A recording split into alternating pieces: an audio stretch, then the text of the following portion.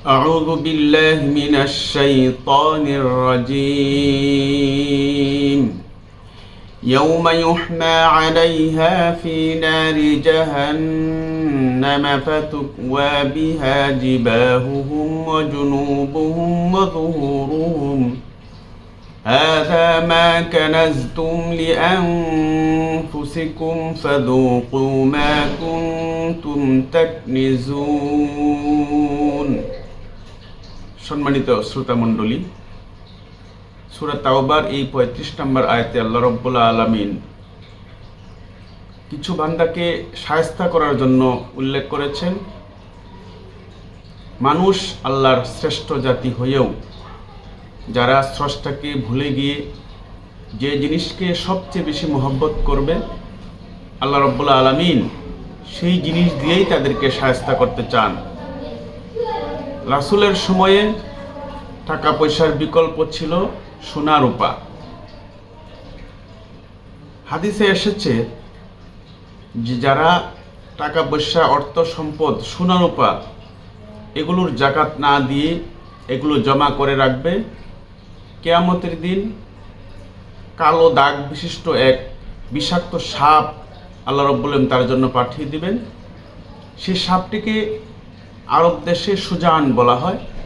Suzanne মানে সবচেয়ে বীর, যে কাউকে ভয় করে না, ভয়ঙ্কর এমন একটি সাপ তাদের জন্য তৈরি হবে কিয়ামতের দিন, এবং তার দুটি বড় বড় চোখ হবে, চেহারার মধ্যে কালো কালো স্পট থাকবে। সেই সাপটি সেই ব্যক্তিটির পুরা শরীর পেঁচিয়ে পা থেকে মাথা পর্যন্ত পেঁচাবে এবং গালে পেঁচিয়ে গলায় পেঁচিয়ে তার গালের মধ্যে দংশন করতে থাকবে। আর বলবে আনা কানজুকা আনা মালুকা, আনা কানজুকা আনা মালুকা, আমি তোমার সঞ্চয়কৃত সম্পদ, আমি তোমার মাল, এগুলো বলতে থাকবে আর তাকে ধ্বংসন করতে থাকবে। সেই সাপ দুনিয়ার কোনো সাপ নয়, এটা ভয়ঙ্কর সাপ, বিষাক্ত সাপ। দুনিয়ার একটি সাপ যদি কাউকে কামড় দেয় তখন সাথে সাথে ডাক্তার না দেখালে সে মারা যায়।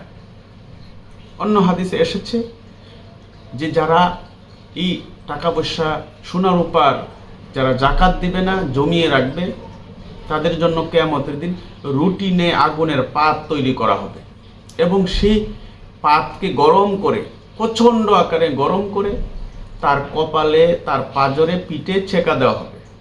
জিবাহুম ও জুনুবুহুম ও যুহুরুহুম, তাকে ৩ জায়গায় ছেঁকা দেওয়া হবে এবং ছেঁকা দেওয়ার শাস্তি কিয়ামত যে পর্যন্ত না হবে, বিচার ফয়সালা যে পর্যন্ত না হবে, সেই পর্যন্ত তার এই কাজ চলতে থাকবে এবং সেটা যদি আগুনের তাপ কমে যায় আবার বৃদ্ধি করা হবে। এটি দুনিয়ার একটা দিন আমরা চিন্তা করলে হবে না, 50,000 বছর সমান দুনিয়ার ফারকালে একটা দিন হবে।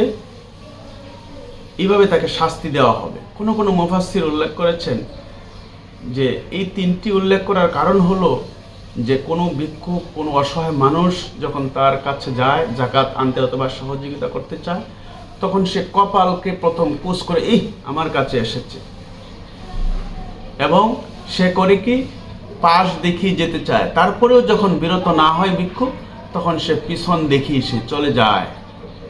এই কারণে আল্লাহ রাব্বুল আলামিন এই 3টি অঙ্গের কথা উল্লেখ করেছেন, এগুলো ছেঁকা দেওয়া হবে।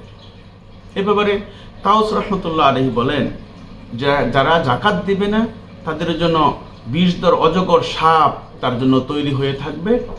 সে বলবে আমি তোমার সঞ্চয়কৃত সম্পদ, আর তাকে তাড়া করতে থাকবে এবং হঠাৎ করে তাকে কামড়ে ধরবে।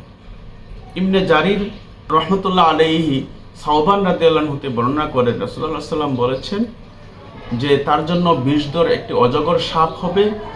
এই অজগর সাপের চোখের উপর 2টি বিন্দু থাকবে। সেই সাপটি তাকে তাড়া করতে থাকবে। সেই লোক বলবে তোমার অমঙ্গল হোক, তুমি কে, আমাকে এইভাবে তাড়া করছো?